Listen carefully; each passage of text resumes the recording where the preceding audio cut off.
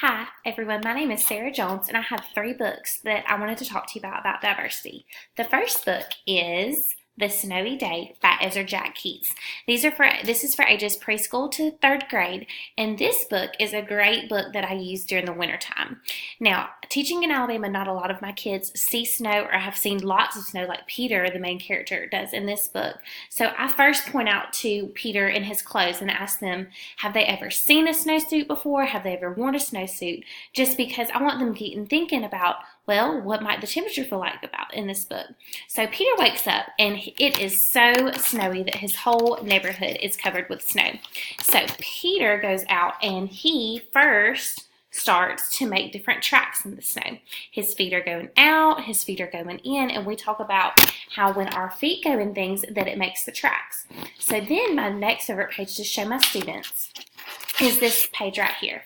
So now there's not footprints, and I ask my students, what do you think Peter might have gotten to make this third track in the snow right here? And so this book is a great book about predictions because the students can get to thinking, well, what might Peter have found in the snow? What might be making those tracks? And why are his feet just dragging along? So in the next page, my students find out, wait, Peter found a stick, and that is what Peter used to make all of those tracks in the snow.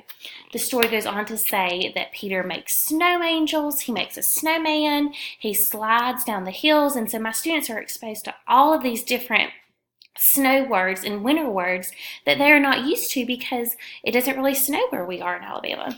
So then it's time for Peter to go home. And Peter puts a big snowball and he puts it in his jacket pocket. So this is where I have my students predict again. So Peter is going out from the snow and in the cold and he's going into his warm house. What do you think is going to happen to this snowball? So this is where I can relate science and different science activities with this book to relate back and engage my students more.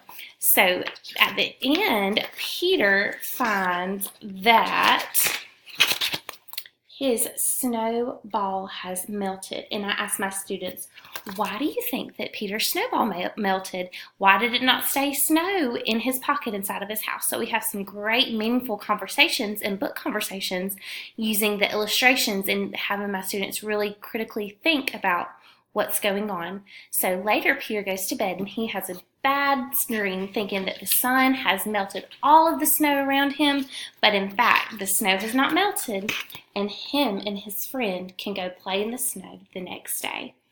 A hands-on activity I would do with this book is in my sensory table in my classroom, I would actually make my own snow. So you get baking soda and cornstarch and you water and you mix it all up, and students can actually manipulate this snow and they can form snowmen like Peter did in the story. They can form snowballs, they can ride in the snow. They can use their fingers to make different snow tracks. So that's a great hands-on engaging activity that you can use in your classroom to relate to back to the story of the snowy day and have your students really dive in and engage with the story. The next story is one of my favorites. It's called Market Day by Lois Elhart. Now, Market Day is also for pre-K through second grade, and this book is very unique because it uses folk art from different countries from around the world. So it uses art from Mexico, from Guatemala, and these illustrations are beautiful. Now this story is about a family getting ready to go to the market.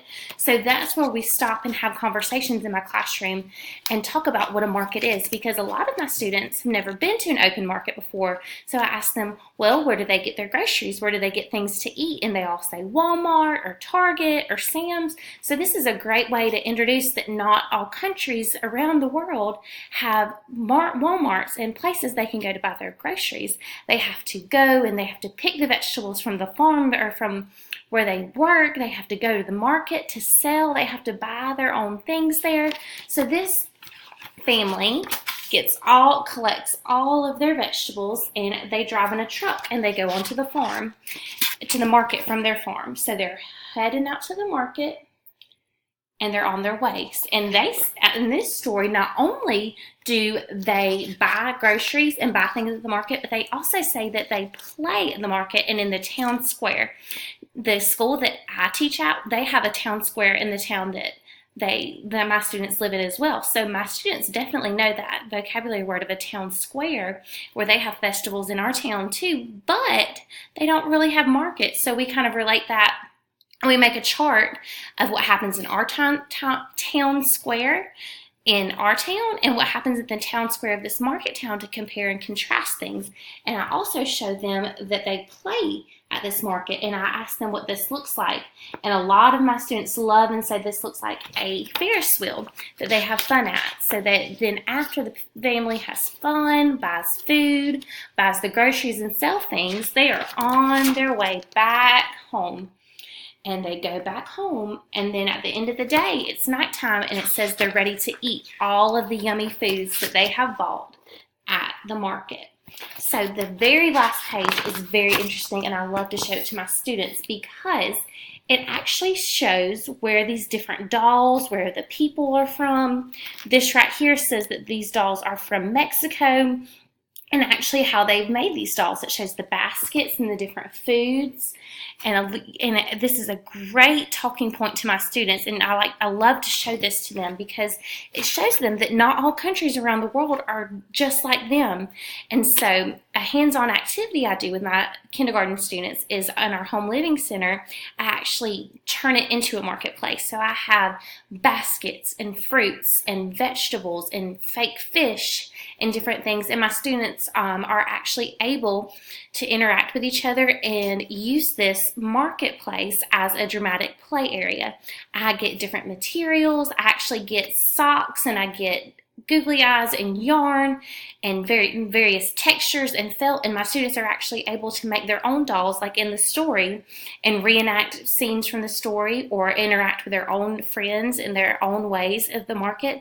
So I love to do this with my kindergarten students and see their minds at work and see them engage with the story and see them learn and retell and learn from each other. The last book is a great book called Say Something. Now this book is by Peter H. Reynolds, and it is grades pre-K through 3rd grade. This book is such an inspiring text. This book takes words and it shows students that they can make a difference in the world. They can make the world a better place. They can interact. They can say what is from their heart and truly change our world. This book motivates students to say something. If you see someone lonely, say something to them. Try to make their day better. Try to interact with them and try to change our world, because our world can change just by one person making a difference. And I think that this story is such a great story to have in any classroom, early childhood or not, because we are teaching the future of our world, and we are teaching our students that they need to say something. You need to find someone who's listening. Find someone and show them that you can make a difference. And this is my very favorite part of the story. It has all of these different characters that throughout the story, and it shows that no matter what you want to say, it doesn't matter if you have something small or something big to say, that no matter what it is, you need to speak from your heart and you need to say something and make a difference, because one person can truly say something and change the world, and your voice matters. So I think that as an early childhood educator, that it is so important to show our young students that you can say something, you can make a difference, you can speak from your heart, you can make someone else's day better. If someone is doing something that you don't like, you need to say, hey, I don't like the way you do that. And you can truly change our world. So an activity that I do with this, I've made this activity. We do journals every day, and so I've actually made a thought bubble, a speech bubble, just like it has throughout the text of Say Something, and my students have been able to actually write what they want to say from their hearts. We brainstorm together different things that they would like to say, different things they've said in the text, and then they actually have time to go and write their own thoughts from their heart of what they want to say in their speech bubble. And then they get to go to our full classroom length mirror and look at themselves, look how they look, how they've dressed that day, and truly draw an actual picture of themselves saying what they want to say from their heart. This is one of the most meaningful and positive things that we do in our classroom, and one of my favorite activities, because Our kids have a voice, and it's so important to inspire and tell them that they matter and their voice matters. Thank you so much for listening. I hope you've enjoyed it.